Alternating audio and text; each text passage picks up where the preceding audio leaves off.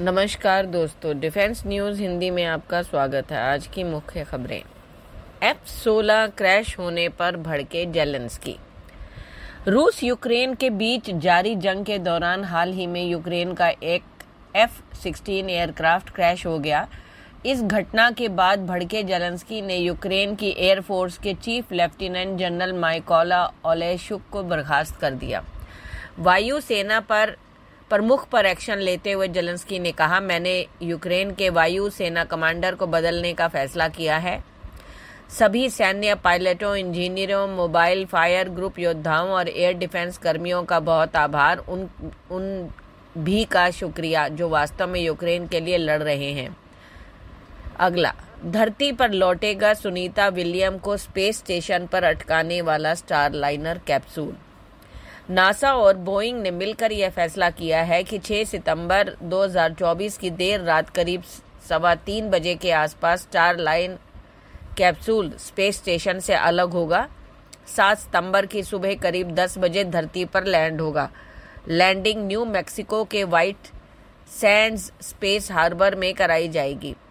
NASA वैज्ञानिकों और प्रशासन के दिमाग में पहले हो चुके 2 हादसों ने घर बना रखा है, जिसकी वजह से स्टारलाइनर को खाली लैंड कराने का फैसला लिया गया।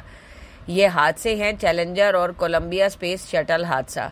इन हादसों से नासा एडमिनिस्ट्रेशन बिल नेल्सन इतने प्रभावित हैं कि उन्होंने स्टारलाइनर को खाली लैंड कराने का फैसला किया।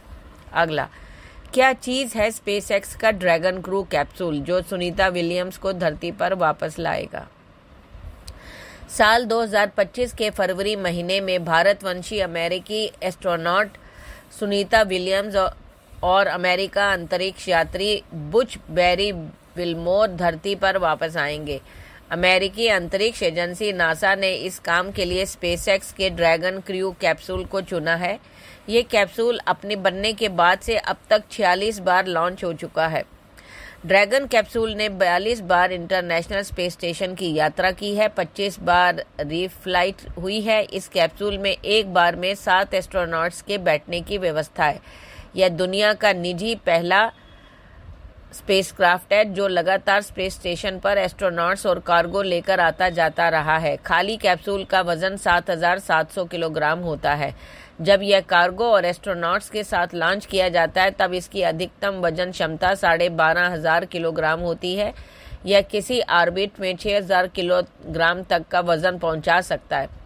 स्पेस स्टेशन तक यह 3,307 किलोग्राम वजन पहुंचा सकता है या वापस ला सकता है। आमतौर पर इसमें 2 से 4 एस्ट्रोनॉट बैठते हैं। अगला, रूस में Mi-8T हेलीकॉप्टर लापता। रूस में एक Mi-8T हेलीकॉप्टर शनिवार को उड़ान भरने के कुछ देर बाद देश के सुदूर पूर्व क्षेत्र में स्थित कामचटका प्रायद्वीप में लापता हो गया। हेलीकॉप्टर में चालक दल के 3 सदस्यों सहित कुल 22 लोग सवार थे। न्यूज़ एजेंसी इंटरफैक्स ने रूस की एयर ट्रांसपोर्ट एजेंसी के हवाले से अपनी रिपोर्ट में बताया कि हेलीकॉप्टर ने कामचटका इलाके में वाचकाझेट्स ज्वालामुखी के पास स्थित एक बेस से निकोलेवका के लिए उड़ान भरी थी, जिसके हादसाग्रस्त होने की आशंका है। अगला, यूक्रेन ने बनाई नई बैलिस्टिक मिसाइल हिरिम-2। यूक्रेन के राष्ट्रपति व्लादिमीर जेलेंस्की ने आधिकारिक तौर पर यह घोषणा कर दी है कि उनके देश ने नई बैलिस्टिक मिसाइल बना ली है। इसका सफल परीक्षण भी हो चुका है। इसके असली नाम की घोषणा नहीं हुई है, लेकिन डिफेंस एक्सपर्ट्स की माने तो इसका नाम हिरिम-2, सैप्सन, ग्रोम-2, थंडर या ग्रिम-2 हो सकता है। यूक्रेन ने पिछले साल जून में ऐसी मिसाइल पर काम करना शुरू किया था जिसकी रेंज कम से कम 1,000 किलोमीटर तो हो ही। नवंबर में यूक्रेनी सेना ने हिरिम-2 सिस्टम के डेवलप होने की ओर संकेत किया था। यूक्रेन का कहना है कि वो इस मिसाइल को रूस की इस्कंदर मिसाइल की टक्कर में बना रहा है।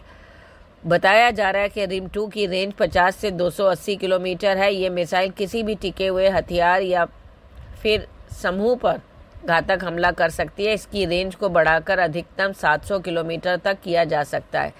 बहुत जल्द इसकी रेंज को बढ़ाकर 450 से 500 किलोमीटर किया जाएगा। अगला, यूक्रेन ने मॉस्को को भेजा पहले शांति प्रस्ताव का ये सवाल, रूसी विदेश मंत्रालय ने दिया जवाब।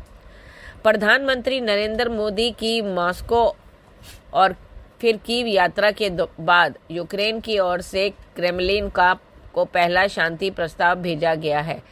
पीएम मोदी ने रूस और यूक्रेन की अलग अलग यात्रा करने के बाद दोनों की ही देशों में